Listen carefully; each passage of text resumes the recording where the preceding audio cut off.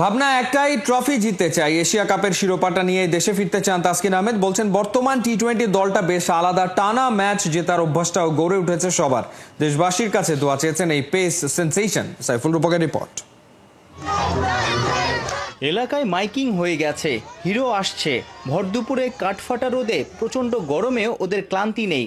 ওই যে বলে না, অপেক্ষার প্রহর হয় মধুর। আশপাশের বাড়ির বারান্দা কিংবা ছাদে নানান বয়সী মানুষের মধ্যেও ছিল কৌতূহল। অনেকে দূর থেকেই তারকার ছবি তুলতে মুখিয়েই ছিলেন। অবশেষে কেরানীগঞ্জের আটি বাজারে হাজির টাইগার ক্রিকেটের সুপারস্টার তাসকিন আহমেদ। পুরো এলাকা যেন উন্মাতাল। পাবলিক ফিগার যখন পাবলিক প্লেসে আসে, এরকম ক্রেজ দেখলে কেমন লাগে? সর্বপ্রথম আল্লাহর কাছে শুকরিয়া যে এই জিনিসটা আমি আল্লাহ তাআলা দিয়েছেন। আলহামদুলিল্লাহ, আই এম ব্লেসড যে সবাই এত ভালোবাসে, শ্রদ্ধা করে। ছুটির দিনে হিরো লুকে সুপার শপ উদ্বোধনে তাসকিন আহমেদ। যদিও দিন কয়েক পরেই 22 গজে দেখাবেন হিংস্রতা। ওর গতি আর ভ্যারিয়েশনে কাঁপবে প্রতিপক্ষরা। এশিয়া কাপ মাতাতে রবিবার আরব আমিরাতে যাবেন তাসকিনরা। আমাদের সবারই এক্সপেকটেশন চ্যাম্পিয়ন হওয়া মূল লক্ষ্য। আসলে শুধু পার্টিসিপেট করতে তো যাচ্ছি না, চ্যাম্পিয়ন হওয়ার লক্ষ্যে লাস্ট 3টা সিরিজই আমরা আল্লাহর রহমতে ব্যাক টু ব্যাক জিতছি। তো এটা বেশ ভালো কনফিডেন্স দিবে। ইন্টারন্যাশনাল ক্রিকেট 10 বছর ধরে খেলছেন। লিটন তাসকিনদের এই টি-20 দলটা আসলে আলাদা কোন দিক দিয়ে বা কি পেয়েছেন এই দলটার মধ্যে? না, আসলে প্রতি মুহূর্তেই সবকিছু গেমের সাথে সাথে নিজেদেরকেও আপগ্রেড করতে হয়। বিকজ দেখেন, একটা সময় রান কেমন হইতো আর এখন কত রান হচ্ছে। বেশিরভাগই ব্যাটার্স গেম বা ব্যাটিং ফ্রেন্ডলি, বিকজ সবাই চায় আসলে রান হোক। চ্যালেঞ্জিং বোলারদের জন্য স্পেশালি, এবং ব্যাটসম্যানদের জন্য চ্যালেঞ্জিং। ক্রিকেট খেলাটাই চ্যালেঞ্জিং। আফগানিস্তান, শ্রীলঙ্কা, ভারত, পাকিস্তান কেন বাংলাদেশকে বা বাংলার বাঘেদের ভয় পাবে? কি কারণে?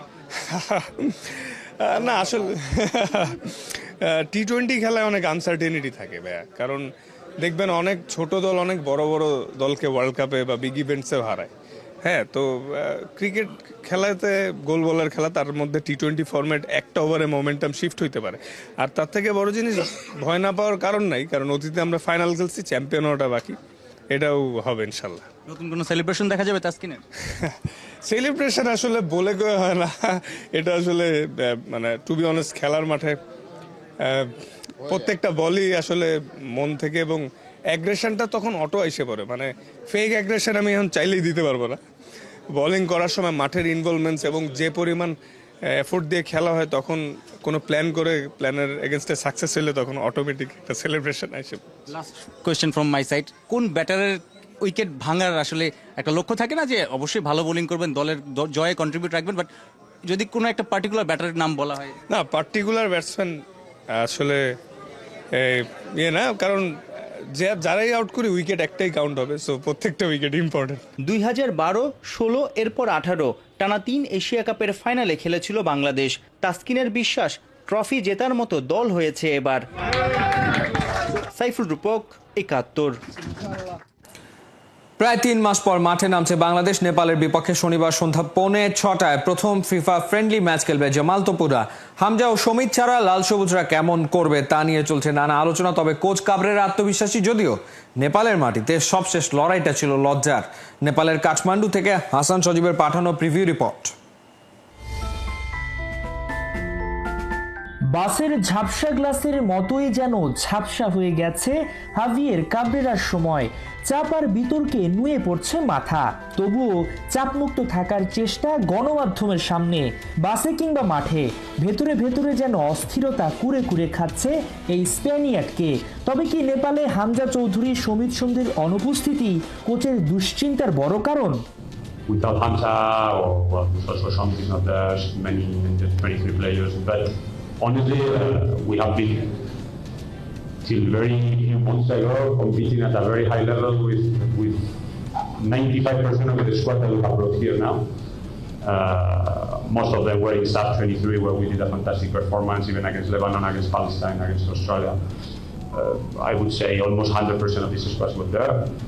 So we are bringing a strong squad. We are not bringing. কোচের কথা স্পষ্ট, হামজা সমিত ছাড়াই শক্তিশালী দল বাংলাদেশ। যদিও প্রশ্ন উঠেছিল দ্বিতীয় সারির দল নিয়ে নেপালে এসেছে লাল সবুজেরা, তবে তা উড়িয়ে দিয়েছেন কাবরেরা। প্রতিপক্ষ দলের হেড কোচ অস্ট্রেলিয়ার ম্যাট রসও সেটা মানছেন। Bangladesh will come with a strong side. regardless if Chowdhury comes or not. The players that will replace him are of high quality, playing professionally. So it's not a big concern for us. If I actually prefer that if they came with full strength. তবে হামজা না আসায় আক্ষেপ রয়ে গেছে নেপাল ক্যাপ্টেনের কণ্ঠে।